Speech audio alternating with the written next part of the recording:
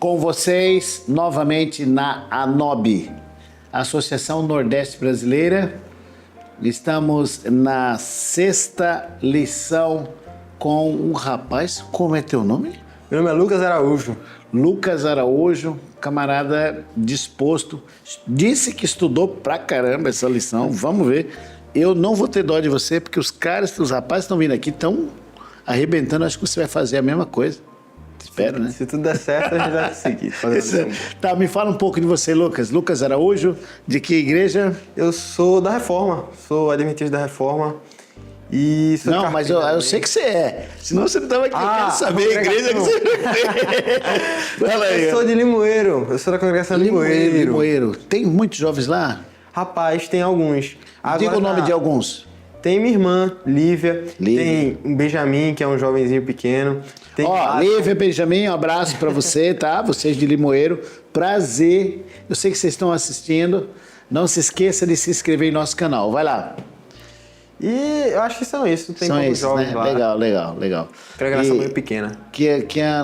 Quantos anos você tem? Eu tenho 17 anos. 17 anos. Estuda? Estudo em Nazaré, estudo na aplicação em Nazaré. O que quer dizer estudar em aplicação? É um tipo de uma escola? É uma escola, é uma rede muito grande aqui em Pernambuco. Ah, tá. Que é da UPE, da Universidade de Pernambuco. Ah, legal. E aí você me diga uma coisa. Tá estudando para quê? O que você quer ser? Rapaz, eu gosto muito da área de advocacia. Mesmo, cara? Eu acho que eu penso muito na área de procurador. Eu acho que é uma área legal. Ou se não, seguir a área de odontologia, né? Odontologia aeronáutica, eu acho também muito massa. 3 áreas que você está trabalhando. Sim. Mas eu procuro mais a área de direito, que eu acho que é uma área que abrange e combina mais comigo. Legal. Esqueci teu nome. Lucas. Legal, Lucas. Então, vamos à lição, Lucas. Vamos lá. O pessoal quer ver se você dá conta do recado mesmo. Como ser um guerreiro forte. Leia o texto-chave para mim. Confiem para sempre no Senhor, pois o Senhor, somente o Senhor, é a rocha eterna. Então, veja que no Pense Nisso diz que o êxito da vida cristã depende da apropriação daquilo que Deus nos dá, da luz, certo? Certo. Esse é o resultado do êxito. Então, quando a gente quer crescer, a gente tem que se apropriar de Deus. E agora nós temos uma série de perguntas falando sobre vitória pela graça. Então, o tema da nossa lição é como ser um guerreiro forte. E o primeiro tópico é vitória pela graça. E agora, qual era o serviço de Davi quando foi lutar contra Golias? Aqui ele deixa bem claro, né? Davi era o caçula e seus 3 irmãos mais velhos, ele trabalhavam para Saul. E Davi, ele fazia um trabalho mais em casa. Ele trabalhava mais com seu pai, ele ficava em casa cuidando das ovelhas e às vezes ele ia fazer um suporte também aos seus irmãos. Ele levava suprimentos, ele levava mantimentos e às vezes até água, né? Para os seus irmãos que estavam trabalhando para Saul. Mas geralmente ele trabalhava no pasto, ele trabalhava com as ovelhas. Com as ovelhas, perfeito. Lá em Belém. E agora, em quem estava a confiança de Davi em cada situação de perigo? Aqui ele deixa bem claro, né? Ele fala do Senhor dos Exércitos, os Deus dos Exércitos, que é o nosso Deus, né? Qual foi o resultado? O resultado ele muito venceu, óbvio. Né? Ele descreve, eu acho muito interessante essa história, que ele descreve tudo bem detalhado. Ele conta de toda a história, de como ele chegou lá e de que ele disse que o gigante ia cair por terra. A confiança nele em Jesus Cristo me impressiona essa história. Ele vai e conta, mesmo. Aí ele pega a pedra, ele tira da alforje, ele põe na funga, ele joga e o gigante perece e cai por terra. É um negócio muito emocionante. Muito emocionante. Como Deus prometeu nos ajudar nas batalhas da vida? Ele disse que nos concederia com sua graça. E a sua graça nos preencheria. E nós conseguiríamos ser firmes em Cristo por conta dela. Somente quem pode exigir de Deus essa promessa? Aqui ele deixa bem claro, né? Que as pessoas orgulhosas, elas não podem cobrar isso de Cristo porque elas não são merecedoras daquilo. Então somente as pessoas humildes de coração podem cobrar isso de Cristo. Agora a gente saiu do tópico vitória de graça, pela graça, e agora como participar da corrida. Segundo tópico. Então agora nós temos o segundo tópico para discutir. Porque os atletas se aplicam e se esforçam tanto nos treinos. Eles dão muito esforço, eles fazem aquilo para conseguir uma medalha perecível, para conseguir também o sentimento de vitória, o sentimento de que conseguiu alcançar algo que eles tanto gostam, tanto almejam, sabe? Algo muito, muito pessoal. E também para conseguir a medalha, né? Que é um ser perecível. Perfeito? Agora, quando eu analiso a segunda pergunta, que é a B, veja que há algo interessante aqui. Existe uma desvantagem que os atletas têm nas competições, mas que os cristãos que participam da corrida para o céu não têm. Qual é? É o resultado final. O que é?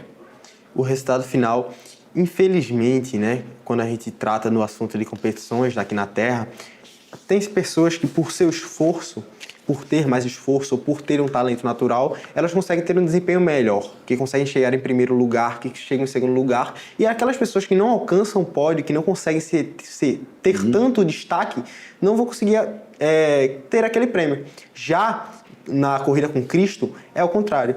Todas aquelas pessoas que se esforçaram, todas aquelas pessoas que deram seu valor, que deram seu sangue e seu suor, que seguiram a palavra à risca, vão conseguir alcançar a salvação, que é o prêmio final.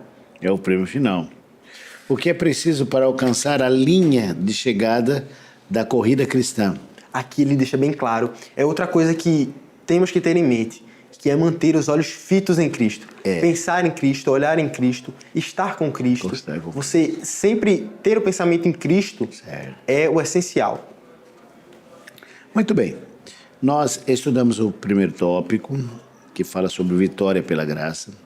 O segundo tópico, que fala sobre como participar da corrida. E agora vamos adentrar no terceiro tópico. Nesse terceiro tópico, nós encontramos a ideia de como Deus mede a força. Às vezes a gente tem uma visão de que Deus, quando Ele avalia o homem, quando Deus avalia o homem, Ele avalia o homem assim de modo superficial. Mas não é assim não. Deus olha para o homem e conhece o coração do homem, o futuro dele e o que ele é capaz de fazer pela sua graça. Dentro desta perspectiva, nós temos 3 perguntas interessantes. Vou apertar, tá? Posso? Pode. Está preparado, hein, pessoal? Tô preparado. Como Deus avalia o valor de uma pessoa? Aqui, muitas pessoas, como assim eu mesmo disse, né? Muitas pessoas acham que ele tem uma visão superficial das pessoas, sendo que Cristo, ele não olha sua estatura, ele não olha sua forma física, ele não olha sua aparência, sua cor de pele, ele olha diretamente para o seu coração e pelo que você tem dentro dele. Ele olha o interior, né? Exatamente. Legal. E quando o Senhor considera uma pessoa realmente forte? Qual é a visão de Deus? Aqui em Provérbios ele conta sobre uma pessoa paciente, uma pessoa que tem autocontrole. Toda aquela pessoa que não tem autocontrole, toda aquela pessoa que é impaciente, ele torna como uma pessoa fraca e não como uma pessoa forte. Quais seriam as 2 características de uma pessoa fraca? Aqui na nota ele deixa bem claro, né? Por toda a vida você seguiu a própria vontade e não terá força de caráter para agir por princípios. Então aqui ele fala, né? Deixa bem claro. Toda aquela pessoa que não tem autocontrole, que não consegue manter seus sentimentos normais, aquela que deixa se tomar pelos sentimentos, e toda aquela pessoa que não segue os princípios de Cristo. Exatamente. Quais são as 2 características de uma pessoa fraca? É isso? Foi isso que a gente fez. E quando você analisa essa pessoa fraca, ela é fraca porque ela não tem o controle sobre a vontade de Deus. Quer dizer, ela não admite a vontade de Deus na vida dela. O que diz a nota? Aqui diz, né? Por toda a vida você seguiu a própria vontade e não tem força de caráter para agir por princípio. Exatamente. Então, por que eu trago de novo essa reflexão aqui, pessoal? Veja bem, as características de uma pessoa fraca ela não se submeter a Deus de modo profundo e querer somente fazer aquilo que lhe vem, né? Lhe vem. Isso aí, sentimentos. Isso aí compromete o futuro da pessoa. Às vezes a pessoa está namorando com uma menina E o pai vê que não dá certo, aquilo ali não está elevando o caráter do rapaz, não está fazendo dele uma versão melhor que Deus gostaria que ele fosse. Pelo contrário, ele está declinando. Mas aí, por ele não ouvir, por ele ser uma pessoa fraca, ele mostra essas evidências de deixar que a sua vontade predomine, apesar de que ele mesmo que ele tenha sido esclarecido sobre todos os detalhes negativos desta conduta. Então, assim, desta forma, nós imperceptivelmente podemos ter força ou perder a força. Como Deus mede a nossa força? A partir do nosso interior. Né? Agora, seguindo aqui, nós temos um outro tópico interessante. Qual o tópico? Como ser forte. Agora, vamos buscar qual é a orientação de Deus. E o que diz Deus sobre essa questão? Vamos lá. O que aconteceu com Moisés, o homem mais manso e... O que aconteceu com Moisés, o homem mais manso do planeta, quando estava próximo da entrada da terra prometida? Ali deu dó. Que foi uma situação meio complicada. Depois de vagar 40 anos no deserto, Moisés, por ira, ele bate na pedra, né? E ele só deveria falar. E assim, quando ele bateu na pedra, ele quebrou a simbologia. Assim, exatamente. Assim, tendo sua ida para Exatamente. prometida comprometida, né? Totalmente comprometida. Que garantias temos de que Cristo é capaz e está disposto a nos ajudar? Aqui, né, ele deixa bem claro, não temas, eu estou com você. Cristo, ele promete, ele diz que estará conosco. É garantia, né? Ele garante que ele estará conosco e nós também estivermos com ele. Se nós formos memorizar, então vamos memorizar a parte de cada versículo que considera mais útil e interessante para seu caso. Por exemplo, para o meu caso, qual seria o versículo? Qual o versículo aqui que você guardaria no seu coração? Eu acho que tudo posso naquele que me fortalece. Legal. Porque assim, em Isaías, ele diz, né, que Jesus nos ajuda, que ele nos fortalece, que ele nos valoriza. E tudo posso naquele que me fortalece. Quem me fortalece? Jesus. Então eu posso tudo se eu estiver com ele. É algo maravilhoso. Aí vamos para a letra C. Na letra C, a gente ainda continua como ser forte. Que experiência precisamos ter para sermos realmente fortes? Realmente. Aqui é outro tema sensível, né? Que é sermos crucificados. Como assim sermos crucificados? Passarmos por tribulações, passarmos por dificuldades em nome de Cristo. Eu acho que essas são as experiências que nós precisamos ter para que nós possamos ser considerados fortes. Porque se nós não somos passados por testes, como a gente vai saber se nós somos fortes ou fracos? Perfeito.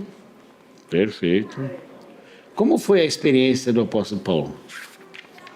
Aqui ele conta, né, que Paulo estava passando por um momento de dificuldade. Ele estava passando por um momento de doença, de fraqueza. E que Cristo tinha dito, né? Porquanto eu me gloriarei ainda mais alegremente em minhas fraquezas, para que o poder de Cristo repouse em mim, né? Então aqui ele conta, né, que Cristo, ele queria repousar em Paulo se Paulo passasse por aquela enfermidade. Perfeitamente. Qual seria o resultado quando nos apoderarmos da força de Cristo? Vai ter um resultado. Vai lá. Manter a paz em Cristo. Eu acho que é o essencial, né, irmão? Que a paz, depois de tudo isso que nós passamos, por todas as tribulações, por todas as provações, por estudar a palavra de Cristo, nós consigamos estar em paz com Ele. É a paz genuína, né? A paz genuína com Cristo.